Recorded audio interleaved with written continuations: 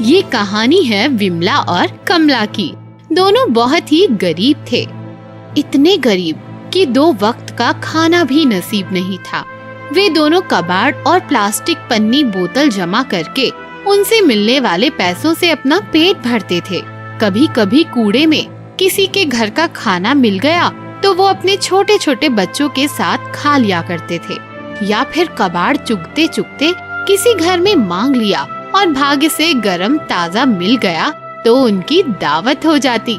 उनकी पूरी जिंदगी कबाड़ से मिली चीजों के भरोसे चलती थी। यही उनका जीवन था, कबाड़ सा। भारत में कोरोना महामारी ने दस्तक दे दी थी और लॉकडाउन भी शुरू हो गया था। अब दोनों का काम भी बंद हो गया था। दोनों एक जगह आकर बैठे और बातें करने लगे। विमला बोली, अब तो पुलिस मार मार के भगा रही है। प्लास्टिक पन्नी मिलना भी मुश्किल हो गया है। किसी के घर जाकर भीख मांगना भी तो बंद हो गया है। इस पर कमला बोली, हाँ विमला, तुम सही कह रही हो। कल से कुछ खाया बच्चों ने? खाने को कुछ नहीं है, थोड़ा सा आटा था, वो भी खत्म हो गया। और विमला रोने लगी। ये देख कमला के आंखों में भी आंसू आ गए। उसके पास कोई जवाब नहीं था। पता नहीं क्यों नहीं जाने दे रहे, नहीं तो ये पास वाले मोहल्ले से खाना मांग कर लाती, पर वहाँ भी पुलिस पहरा दे रही है। विमला बोली, सुना है कोई बीमारी फैल रही है, आदमी को आदमी से हो रही है छूने से।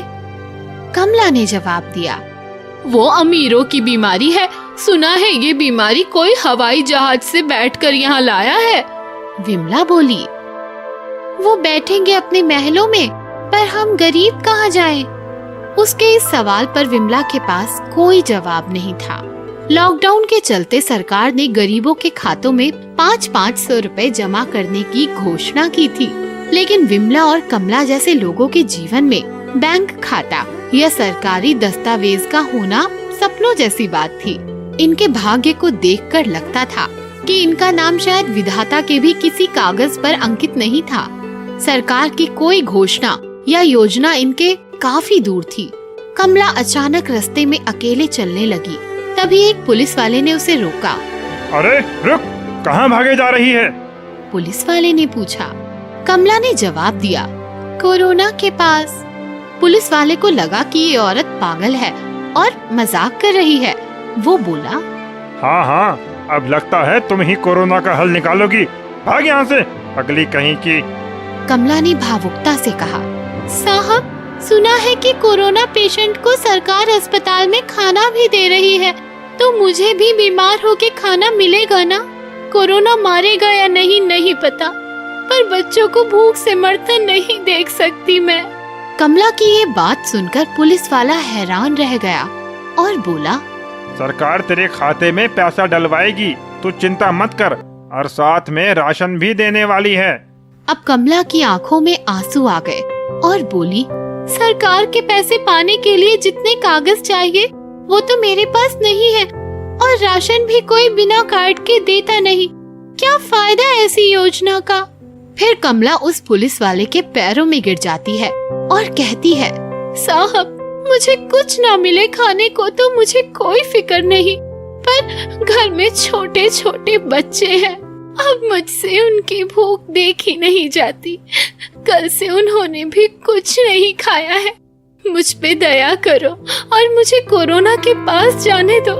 और वो रोने लगी। पुलिस वाले को उसके ऊपर दया आ गई। आखिरकार वो भी तो इंसान ही था ना। पुलिस वाला बोला, और तेरे जैसे कितने परिवार हैं? 10-15 परिवार होंगे साहब। ठीक है ठीक है, ये जिंदा देश जिंदा रहे इसीलिए ये सब किया जा रहा है। तू चिंता मत कर, कोई भी भूखा नहीं रहेगा। पुलिस वाला बोला। तभी एक आदमी की आवाज आई, सर, अगर आपको कोई ऐतराज ना हो तो आप हमें बताइए कि कहां कहां खाना पहुंचाना है। मैं स्वयं सेवी संस्था से जुड़ा हूं। आप कोरोना से लड़िए और हम भूख से। आखिरकार ये लड़ाई हम सब की है। कमला ने अपनी आंखों से आंसू पोंछे और उस आदमी से खाना लेने चली गई। दोस्तों, कोरोना का संकट सच में बड़ा है। इस महामारी की चपेट में समाज का हर व्यक्ति आ रहा है। हम सब पर इसका असर हो रहा है, पर सबसे ज्यादा असर उन बेचारे गरीब का हो रहा है जिनका इस महामारी से कोई संबंध नहीं। उन गरीबों को 2 वक्त की रोटी जुटाना भी काफी मुश्किल हो रहा है। हम तो लॉकडाउन में व्हाट्सएप और फेसबुक के माध्यम से अपना समय गुजार कर घर में आराम से खा रहे हैं, पर कभी सोचा है उन बेचारे गरीबों का क्या हाल होता होगा जो रोज 1 वक्त का खाना खाने के लिए जद्दोजहद कर रहे हैं। आपसे गुजारिश है कि अपने आसपास के जरूरतमंद की मदद जरूर कीजिए। यही सही वक्त है एक इंसान को दूसरे इंसान की मदद करने का। धन्यवाद। ये कहानी है गरीब यशोदा की। उसके पति को गुजरे अभी साल ही हुआ था और उसे एक बेटा था, मुन्ना। यशोदा एक बंगले के लिए लगाने वाले ईंटे का उठाने का काम करती थी और उसके बेटे के साथ वो एक छोटी सी झुग्गी में रहती थी। बंगले के आसपास दूर दूर तक कोई घर नहीं था। बंगले का काम लंबे दिनों तक चलने वाला था, तो उसे रोजी रोटी की कोई चिंता नहीं थी, क्योंकि मजदूरी उसे समय समय पर मिल जाती थी। घर का आटा खत्म होने से पहले ही दूसरा आटा घर में आ जाता था। 2 वक्त की रोटी, रहने की जगह और मुन्ने के साथ शाम को खेलना, यही उसकी जिंदगी की खुशी थी। पर अचानक देश में लॉकडाउन घोषित हो गया। उसका काम भी बंद हो गया। उसकी उम्मीदें अब टूटने लगी, क्योंकि घर में खाने के लिए आटा खत्म होता जा रहा था। मानसिक तनाव भी बढ़ता जा रहा था। कल से मुन्ना को भी खाने को कुछ नहीं मिल पाएगा। वो भगवान से प्रार्थना करने लगी, हे भगवान, मैं मुन्ना को किस मुंह से मना करूंगी रोटी को। कल जब उसे भूख लगेगी तो वो मेरी तरफ देखेगा। अड़ोस पड़ोस में भी तो कोई नहीं है जिससे मांग कर खिला सकूं। मेरी मदद करो भगवान। यशोदा ने ऐसा कभी नहीं सोचा था कि इतना बुरा वक्त भी आएगा। आज जितना आटा था डब्बे में, उसने उससे 2 रोटियां बनाई थी। मुन्ना को दिन भर रोटियां खानी होंगी, इसलिए वो खुद भूखी रही। एक रोटी मुन्ना को खिलाकर बची हुई एक रोटी जब वो खाने बैठी तो उसे मुन्ना सामने दिखाई दिया। मुन्ना को अगर रात में भूख लगी तो क्या खिलाऊंगी उसे? वो सोच में पड़ गई। फिर से उसने सोचा, मुन्ना ने एक दिन पूरी एक रोटी नहीं खाई तो क्या बिगड़ेगा? पेट की आग अब मातृत्व पर हावी हो गई थी।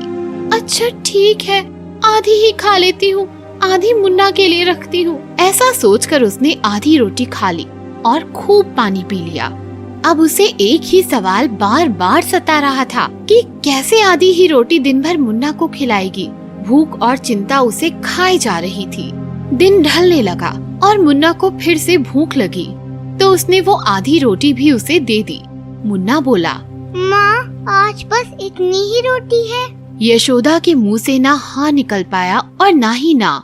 कैसे बताए वो मुन्ना को कि ये आधी रोटी भी उसने खुद भूखा रहकर बचाई है। क्यों माँ, तुम भी तो खाओगी? मुझे और भी खानी है रोटी। मुन्ना के सवाल शुरू हो गए थे और यशोदा के आंखों से आंसू भी। खाना खाने के बाद मुन्ना आंगन में खेलने चला गया। यशोदा अब चिंता में डूब गई, क्योंकि अब रात को खाने के लिए उसके पास कुछ भी नहीं बचा था। वो भगवान से प्रार्थना करने लगी, हे भगवान, मेरे लिए नहीं पर मुन्ना के लिए तो कुछ दे दो। और वो रोने लगी। थोड़ी देर बाद उसे एक गाड़ी की आवाज सुनाई देती है। गाड़ी से एक आदमी उतरा और माइक पर बोलने लगा, हम यहाँ आपकी मदद के लिए आए हैं। जिसे भी आटे की जरूरत है यहाँ आकर ले जाए। 1-1 किलो आटा हर परिवार को दिया जाएगा। आवाज सुनकर आस पड़ोस वाले इकट्ठे हुए। ये सुनकर यशोदा के चेहरे पर भी खुशी की लहर दौड़ पड़ी। वो मुन्ना से बोली, जल्दी भाग मुन्ना, कहीं भीड़ ना हो जाए। हमें वो आटा हर हाल में मिलना चाहिए, भाग जल्दी। ये सुनकर मुन्ना भी जोर से दौड़ने लगा, पर वो कुछ दूर दौड़ने के बाद नीचे गिर गया। उसे चोट आई और खून बहने लगा। फिर भी यशोदा ने उसे वैसे ही उठाया और तेजी से गाड़ी की तरफ भागी। मुन्ना जोर जोर से चिल्ला रहा था, पर यशोदा का पूरा ध्यान अब सिर्फ 1 किलो मिलने वाले आटे पर था। यशोदा लाइन में खड़ी हुई, पर अभी भी मुन्ना जोर जोर से रो रहा था। चोट काफी गहरी थी। वहाँ खड़े एक सज्जन आदमी ने ये देखा और उसे आगे बुलाकर उसके हाथ में 1 किलो आटे की थैली थमा दी। यशोदा ने अपने दोनों हाथ जोड़कर उनकी तरफ कृतज्ञ से देखा। और अपनी झुग्गी की तरफ चल पड़ी। बस मुन्ना अब अपने घर आ गया। आज तो मैं तुम्हें भर पेट खाना खिलाऊंगी। झोपड़ी में पहुंचते ही उसने वो आटे की थैली रोटियां बनाने के लिए एक बर्तन में पलट दी, पर उसकी आंखें आटा देख फटी की फटी रह गई, क्योंकि आटे के बीच कुछ नोट निकलकर बर्तन में पड़े थे। वो उन नोटों को छूकर देखने लगी। कुछ 5,000 रुपए थे। जिंदगी में पहली बार उसने इतने पैसे एक साथ देखे थे। खुशी के मारे उसे समझ ही नहीं आ रहा था कि हंसे या रोए। उसकी आंखों से आंसू बहते जा रहे थे और मन ही मन वो देवदूत को दुआएं भी दे रही थी। दोस्तों, इस कठिन समय पर हम सबका फर्ज बनता है कि किसी जरूरतमंद की मदद करें, वो चाहे आर्थिक हो या मानसिक। हम सब अगर एक एक जरूरतमंद की मदद करें तो इस लॉकडाउन का मुकाबला हम आसानी से कर सकते हैं। आपकी क्या राय है? कमेंट बॉक्स में हमें जरूर बताइए।